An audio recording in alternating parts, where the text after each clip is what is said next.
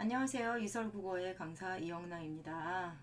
요즘 시기가 시기인 것만큼 새학기가 시작되기 전이라 학생들이 내신 등급을 어떻게 하면 올릴 수 있는지 방법을 좀 많이 물어봐요. 그래서 학생들한테도 도움도 되고 학부모님들께도 좀 도움을 드리고자 해서 일단 제가 학생 때 개인적으로 성적을 확실하게 올릴 수 있었던 방법들, 좀 오래돼서 좀 기억이 가물가물하긴 한데 그런 방법들과 그 다음에 제가 강사로서 학생들의 성적을 함께 올렸을 때 썼던 확실한 방법들을 모아서 엑기스만 짜내서 이렇게 내신 등급을 100% 올리는 5가지 방법이라는 어떻게 보면 좀 거창한 제목 밑에 이렇게 5가지로 실제로 정리를 해놔봤어요. 도움이 되었으면 좋겠는데 일단 학교별 내신 대비 책은 학교의 경향에 따라 다를 수밖에 없습니다. 그래서 그것은 학원 블로그 홈페이지 게시판에 따로 자료를 올려놓았으니까 학교별 내신 대비책에 대해서 좀 더 알고 싶으신 분은 그 자료를 좀 참고하시면 어떨까 말씀드리고 싶고요.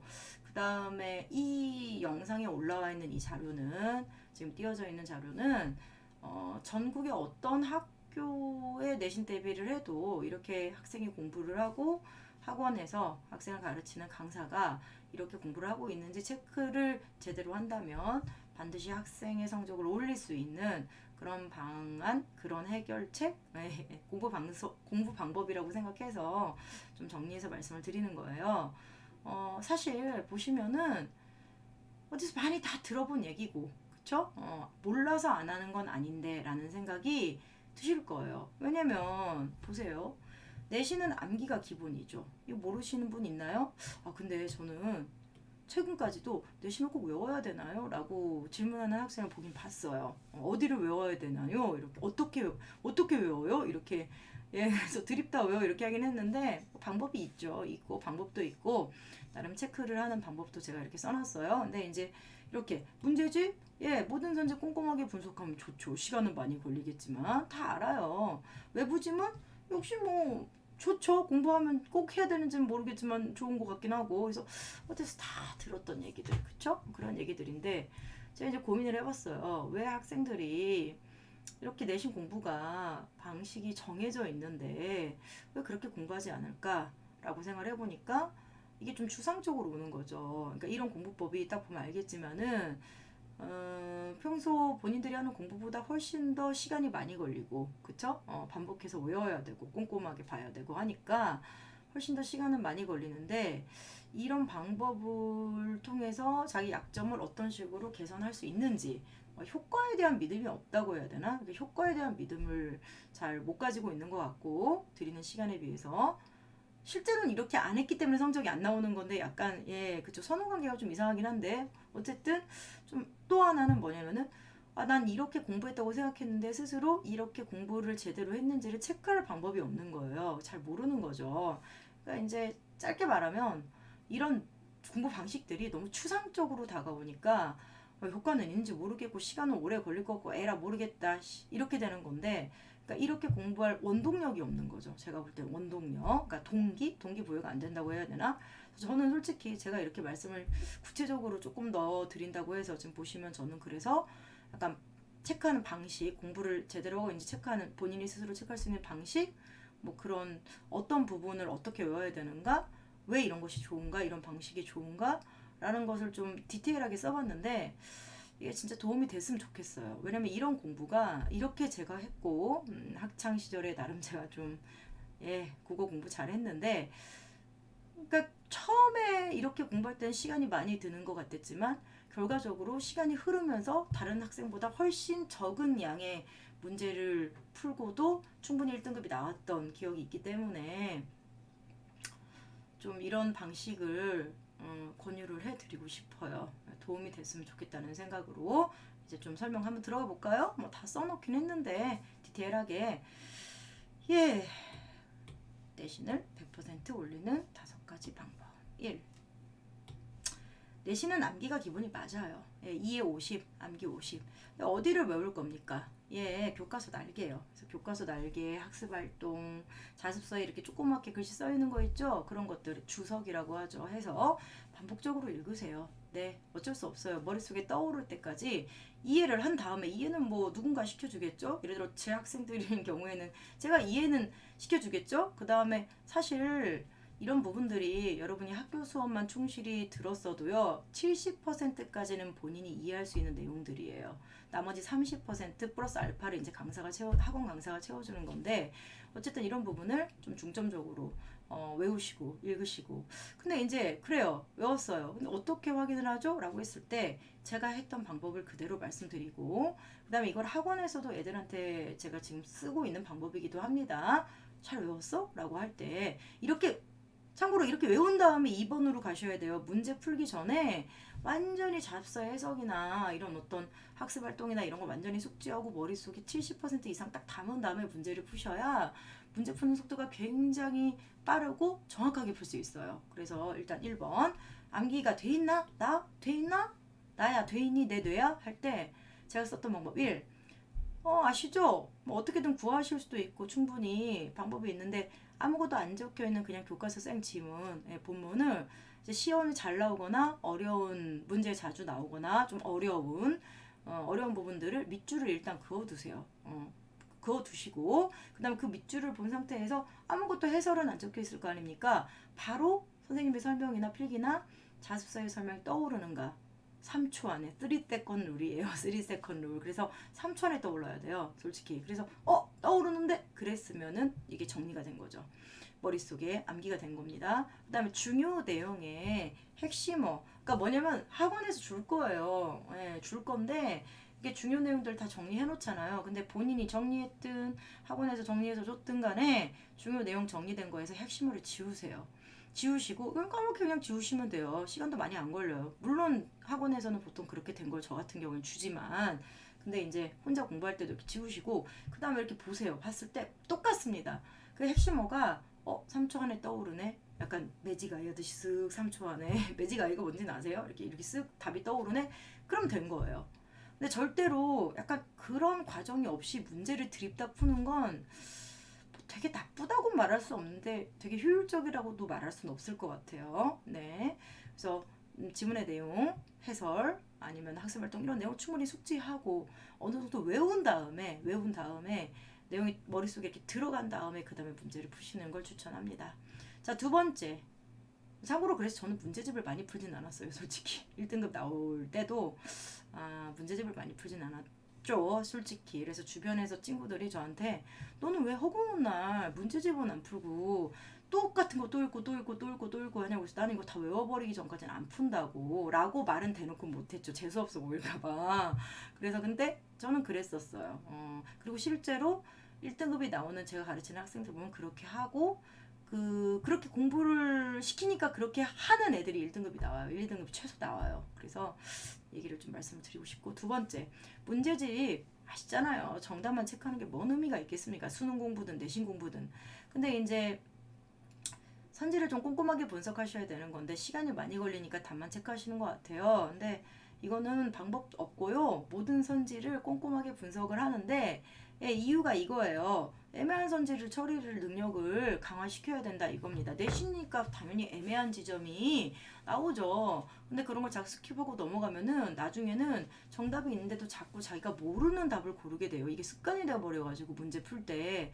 그러니까 그런 선지, 정답과 매력적 오답 사이의 간격을 확 넓혀주는 그런 훈련을 계속 해야 된다는 거. 그 다음에 두 번째, 사실 전 이게 중요한데 이거 중요해요. 적절하지 않은 문제 풀 때요. 예, 적절하지 않은 문제 풀 때 답은 적절하지 않은 거잖아. 그치? 틀린 거잖아. 근데 나머지 4개의 선지는 맞는 말이라는 거죠. 근데 그 맞는 말인 윗글에 대한 설명으로 맞는 말인 선지 4개를 읽으면서 바로바로 근거가 떠오르지 않아?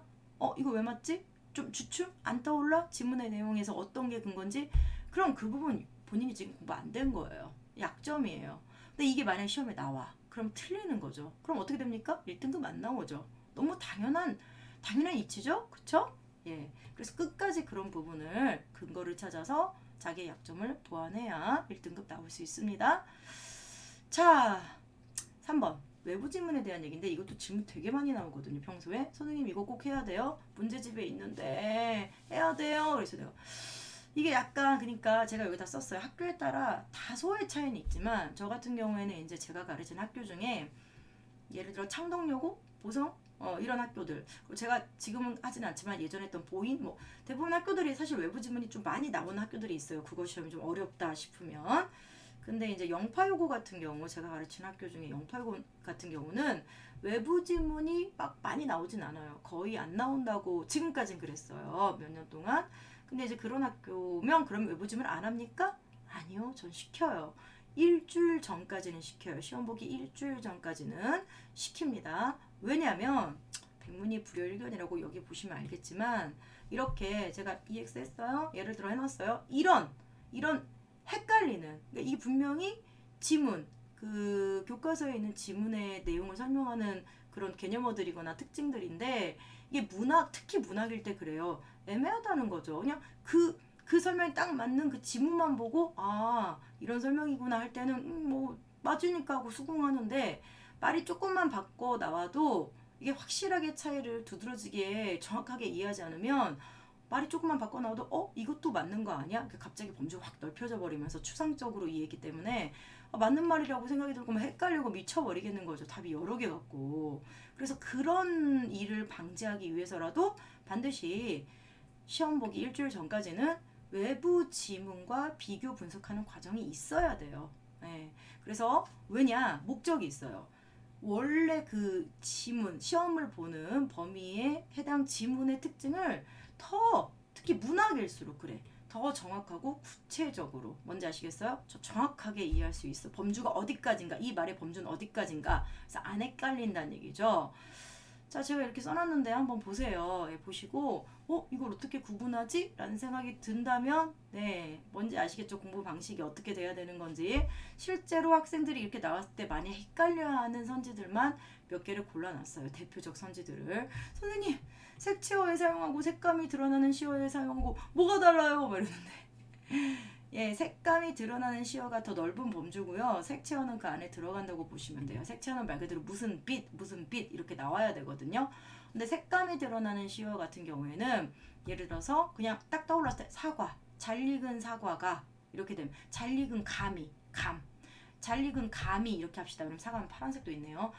실제로 나왔던 걸로 얘기할게요. 잘 익은 감이 뚝 떨어졌다 할 때 잘 익은 감, 불타는 철쭉꽃밭 이런 것들 이런 색감이 드러난다고 하죠. 왜냐면은 색채어는 아닌데 붉은색 이렇게는 안 나왔는데 그쵸? 근데 색감 즉 이미지 색채 이미지가 바로 떠오르는 그래서 그런 시어들이 있다라는 건데 아이고 그쵸? 헷갈리죠? 구체적 청자하고 명시적 청자 구분할 수 있으시겠어요? 네. 명시적 청자는 실제로 그러니까 이것도 명시적 청자 안에 구체적 청자가 있다 이렇게 보시면 돼요. 명 안에 구. 이런 차이점. 그러니까 구체적은 확실하게 뭐 사공아, 매화야 이런 거고 명시는 그냥 말 그대로 나타나만 있는 거예요. 청자가 명시적으로 표출돼 있는 뭐 누구야 이렇게 너는 그대는 보통 이럴 때 명시적 청자라고 하는데 사실 보통 굉장히 많이 나오진 않거든요. 근데 한번 나오면 좀 헷갈리는 아시겠죠?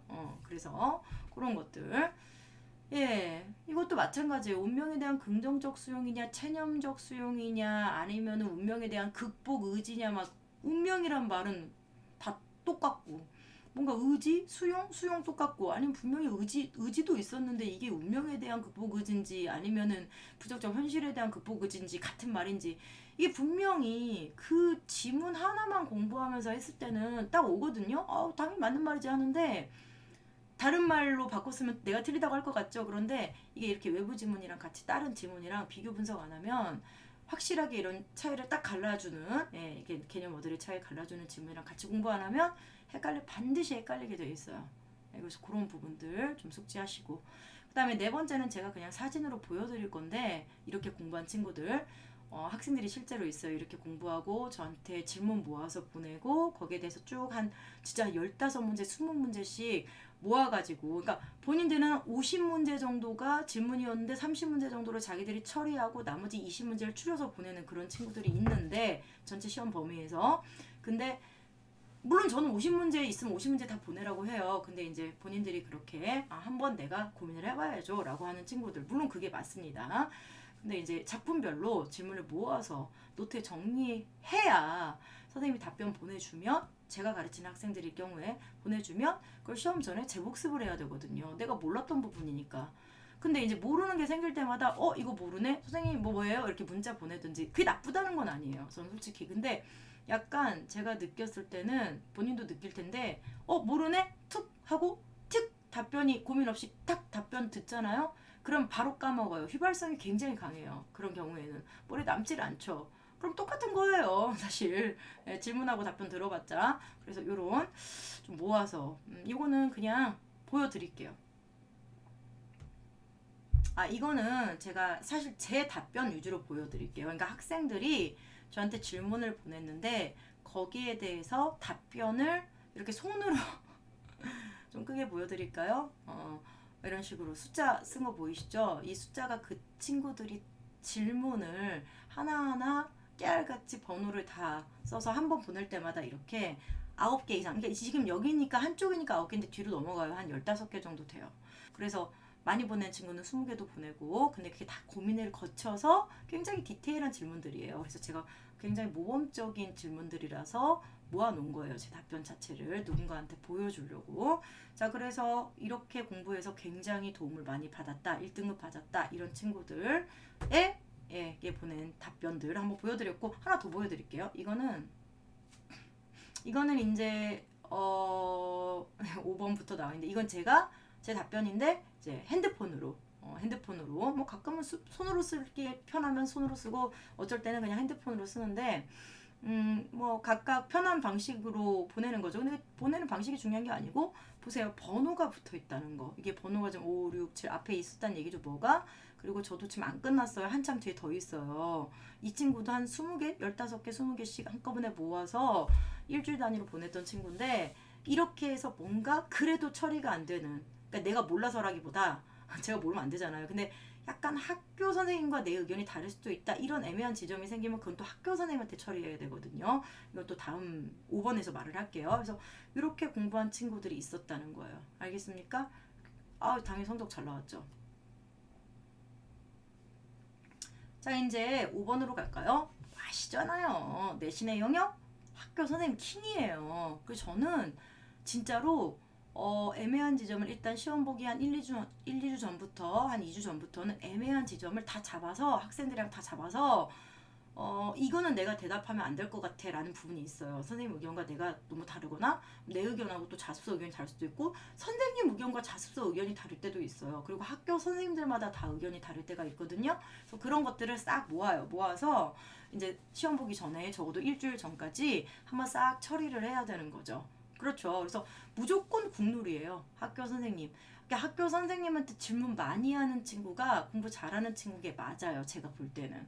근데 이제 너무 학원에서도 말씀드렸지만 아무 생각 없이 선생님 이거 뭐예요? 그럼 선생님도 대답 잘 안 해줘요. 알겠죠? 그래서 좀 생각 좀 하고, 너무 아비어스하게 선생님이 막 필기 해줬는데 그런 걸 물어보면 선생님 짜증낸다고요. 그러니까 공부를 충분히 하고, 정말 이거는 애매하다, 학원 선생님한테 배우고 있으면 학원 선생님과 충분히 좀 토론도 하고, 그 다음에 야 이거는 사실 보통 선생님들이, 학원 선생님들이 그렇게 해줄 거예요. 정리해 줄 거예요. 저도 그렇게 해주는데, 야 이건 더 이상 생각하지 마. 이거는 선생님한테 물어봐 라고, 그 선생님 답변을 적어와 라고 하거든요. 그래서 그런 것들, 그래서 일주일 전까지 처리를 하는 게 좋습니다. 학교 선생님 최고예요. 그런 점에서는 선생님의 말이 국룰이다.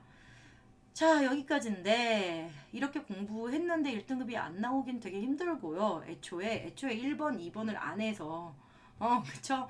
등급이 안 나오는 건데, 이렇게 공부를 했다고 하고요. 일단 전제하고, 그 다음에 제가 플러스 알파 2개가 있는데, 뭐 별건 아니에요. 이거는 한번 들어보세요. 여러분, 무조건 많이 푸는 것보다 당연히 그것보다는 많이 풀면서 푼 문제를 다 머릿속에 집어넣는 게 제일 좋겠죠. 그렇지만 그것보다는 무조건 많이 푸는 거는 진짜 단만 1번, 3번. 저 그런 친구를 봤었는데 3등급 이상 안 나와요. 그래서 한번 푼 거를 좀 난이도 있는 것들을 다시 재복습해서 머릿속에서 딱 불러낼 수 있는 그런 수준으로 그렇게 공부하는 게 진짜 좋아요. 효율적이에요. 그 다음 2번째, 방금 말한 방식으로 공부가 돼 있잖아요. 그러면은 새로운 문제를 봤을 때도 그런데 새로운 문제, 그러니까 기존에 풀었던 문제를 다시 볼 때는 거의 70% 정도가 그냥 답이 생각나서 지문 내용 안 보고도 그냥 선지 근거랑 답이랑 그런 게 보여야 되고, 심지어 새로운 문제를 최종적으로 파이널 버전으로 약간 이렇게 어려운 문제만 좀 했다든지 뭐 그랬다든지, 뭐 새로운 문제를 좀 보긴 봐야 되니까 아예 안 볼 수는 없으니까, 그래서 파이널 버전으로 봤는데 새로운 문제를, 근데 이제 공부 제대로 돼 있잖아요. 그러면은 50% 정도, 50% 정도는 새로운 문제에서도 위에 지문 안 보고도 정답을 맞힐 수 있어요. 실제로 해봤어요, 제가. 저도 해봤고 애들한테도 시켜봤는데 그렇게 돼야 사실은 1등급이 나올 수 있게 공부가 끝내 있다는 얘기죠. 그래서 지금 제가 얘기한 얘기의 가장 핵심 뭔지 아시겠어요? 머릿속에 좀 집어넣으란 얘기예요. 그냥 이렇게 해가지고 풀기만 하고 오늘 뭐 했지? 떠올려봤는데 뭐가 없어. 선생님이 물어봐. 공부 뭐 했어? 라고 했을 때 뭐가 안 나와 머릿속에서. 그럼 공부가 안 돼 있는 거잖아요. 그쵸? 그래서 그거를 좀 강조를 하고 싶었어요. 네, 처음에는 이게 되게 비효율적으로 보일 수도 있고 시간도 많이 걸리겠지만, 시간이 갈수록 이 공부 방식이 정말로 내신 올리는데 굉장히 도움이 될 거라는 거 제가 정말 확신을 드리면서 오늘 설명 마무리 짓도록 하겠습니다. 정말 도움이 됐으면 좋겠고 내신 1등급 받기를 기원하면서, 네, 다음 기회에 또 뵙도록 하겠습니다. 들어주셔서 감사합니다. 안녕.